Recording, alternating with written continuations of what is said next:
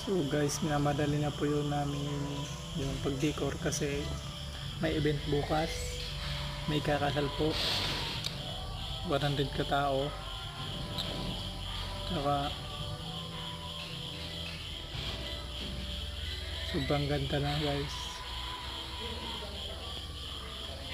Lapit na matapos namin. Yan. Yan po yan sa loob. Sa loob po yan. Yan. Sa taas po. Yung sa taas po yan mga guys. Kaya kung sino man po gusto magpa-reserve ng kasal,